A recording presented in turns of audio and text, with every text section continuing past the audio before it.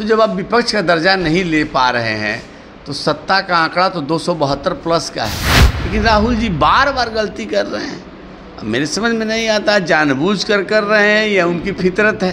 राहुल गांधी को आगे कर दिया, अब नीतीश कुमार का तो कोई नाम लेवा भी नहीं बचेगा।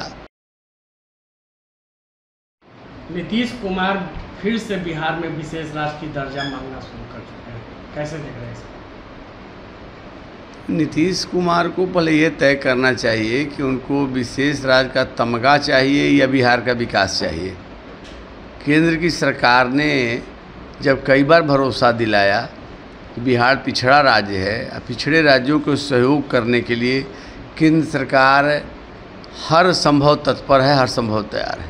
विशेष पैकेज दिया गया, विशेष सहायता दिया जा रहा है, केंद्र प्रायोजित योजनाएं बिहार में चल रही हैं। तो विशेष राज्य की जब अवधारणा ही समाप्त हो गई है, ये नीतीश कुमार भी जानते हैं। लेकिन विशेष सहायता के लिए केंद्र तैयार है। पुल निर्माणाधीन पुल ध्वस्त हो रहा है, उस पर आपका ध्यान नहीं है। रोगी को सलाइन के जगह पे कोल्ड ड्रिंक्स चढ़ाया जा रहा है, इस पर आपका ध्यान नहीं है। तो आप एक राग बार बार अपने कमियों को छुपाने के लिए विशेष राज्य, जिन राज्यों ने विकास किया है, गुजरात ने विकास किया, उसको विशेष राज्य का दर्जा मिला हुआ था क्या? या नॉर्थ ईस्ट के कई राज्यों को विशेष राज्य का दर्जा मिला हुआ, उनका विकास हो गया क्या? विकास के लिए नीयत चाहिए, नीति चाहिए, वो आपके पास है नहीं। संसाधन तो देने के लिए केंद्र सरकार तैयार है। तो आप अपने नाकामियों को, कमियों को छुपाने के लिए बच्चों की तरह जिद किए हुए हैं, मुझे चांद ला के दो, मुझे चांद ला के दो। आप विकास के प्रति गंभीर रहिए। केंद्र सरकार पिछड़े राज्यों के विकास के लिए कृत संकल्पित है। आपको पर्याप्त संसाधन दिया जा रहा है। जो केंद्रीय कर है उसमें भी पूरा राज्यांश बढ़ा दिया गया है, विशेष पैकेज दिया गया है। लेकिन आपको तो काम नहीं करना, आपको तो प्रधानमंत्री बनना है, आप इधर उधर भटक रहे हैं। तो विकास पर ध्यान केंद्रित करिए। केंद्र सरकार आपके पीछे खड़ी है विकास के लिए। अब आप तो राजनीति से फुर्सत नहीं है, आप प्रधानमंत्री बनना चाह रहे हैं, यहाँ वहाँ जा रहे हैं। और जब भी आप सवालों के घेरे में खड़ा होते हैं, कटघरों में खड़ा होते हैं कि क्यों भाई कानून का राज क्यों ख़त्म हो गया, पूरी तरह क्यों ध्वस्त है।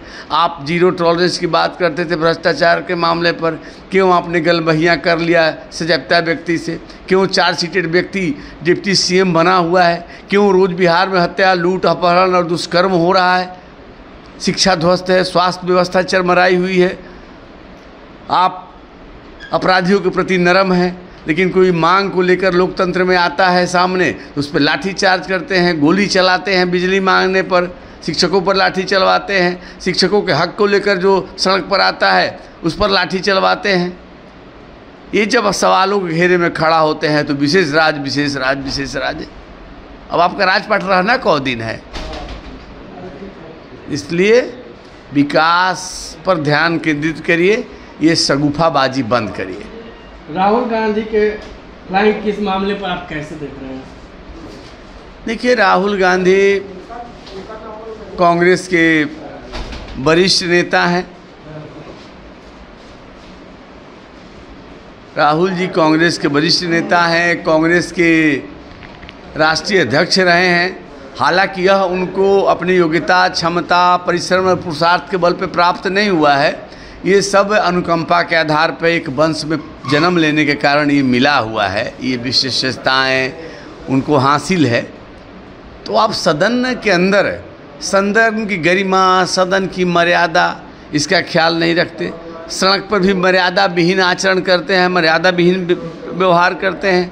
पहले भी सदन में आप आंख चलाते पकड़े गए, प्रधानमंत्री के गले जाकर के पड़ गए, और आज फिर एक व्यवहार को लेकर अब चर्चा में है। सदन में खड़ा होते हैं बोलने के लिए तो घुटने के दर्द की चर्चा करने लगते हैं। बहस है अविश्वास प्रस्ताव पर तो आपके घुटने में दर्द है, इसलिए सरकार को हट जाना चाहिए। तो बिना तर्क के, बिना तथ्य के बात करते हैं और अपनी ओछी हरकतों के चलते विवादों में रहते हैं।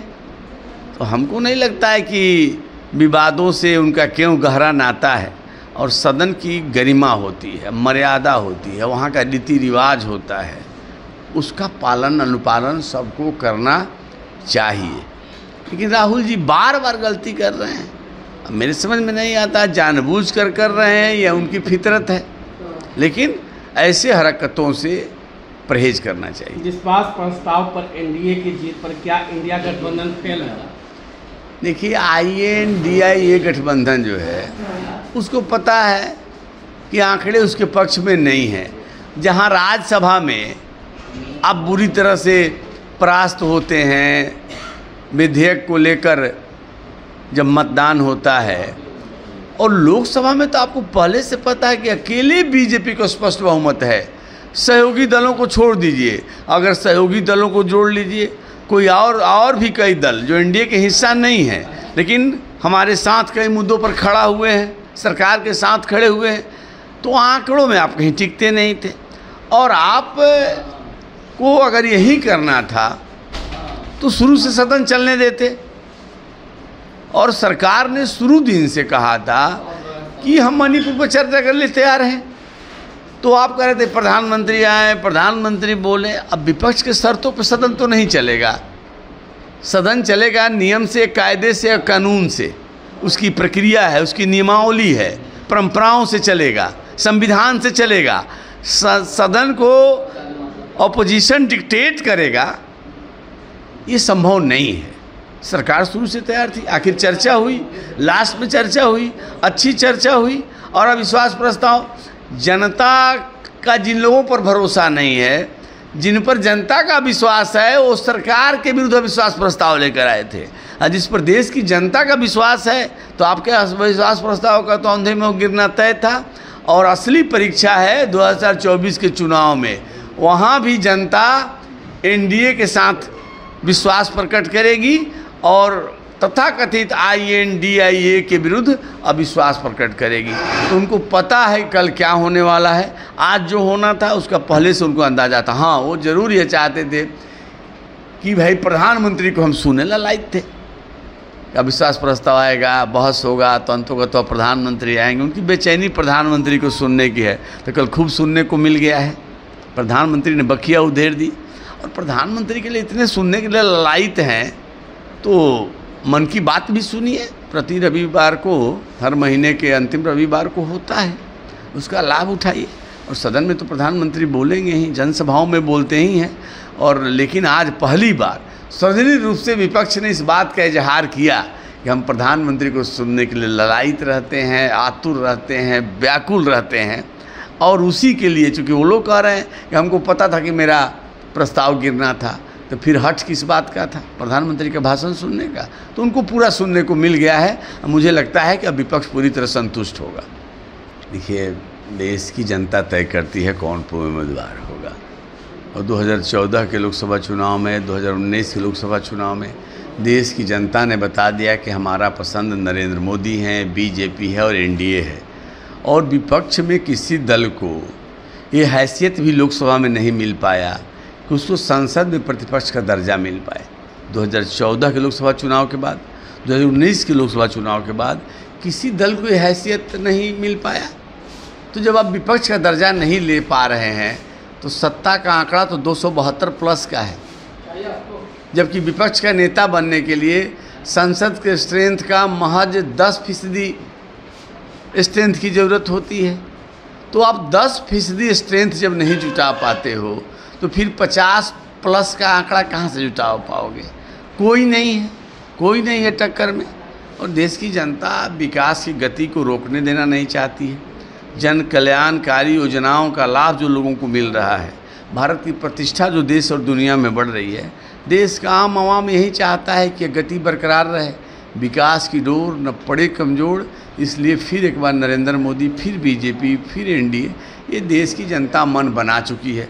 लेकिन लोकतंत्र में जो औपचारिकता है पूरा होना है। चुनाव होंगे, उम्मीदवार लड़ेंगे, प्रचार होगा, आरोप प्रत्यारोप लगेगा, लेकिन जब मतगणना होगा तो चारों तरफ कमल और एनडीए ही दिखाई देगा, कोई दूर दूर तक नज़र नहीं आएगा। और नीतीश कुमार का जहाँ तक सवाल है, तो इतना 3 में है, आना 13 में है। अब INDA ये बने, विपक्षी एकता हो, उसके लिए फुदक रहे थे, लेकिन वहाँ कौन पूछ रहा है। कांग्रेस ने पूरे योजनाबद्ध तरीके से विपक्षी एकता के प्लान को हाईजैक कर लिया, राहुल गांधी को आगे कर दिया। अब नीतीश कुमार का तो कोई नाम लेवा भी नहीं बचेगा। और इनके साथ लालू जी ने साजिश कर दिया, राहुल गांधी को अलग से बुलाकर मटन खिलाकर अलग डील कर लिया कि हम आपके साथ हैं, आप हमारे साथ हैं, और दोनों ने मिल करके नीतीश को निपटाने का योजना बना लिया है। शायद इसका आभास नीतीश कुमार को हो गया होगा। अगर ये वीडियो पसंद आई और वह बिहार के राजनीति और बिहारियत से सरोकार रखेनी तो सब्सक्राइब बटन दबा के चैनल के सब्सक्राइब कर ली। ओजे एगो घंटी बा, ओकरा बटन दबा देला से कुल सटीक और मारक खबर रुआ मुफ्त में मिल जाई। अगर रुआ पत्रकारिता के हमनी के नया प्रयोग में सहयोग कर चाहतानी तो ज्वाइन बटन दबा दी। पेटीएम नंबर नोट कर ली 9386816700। धन्यवाद।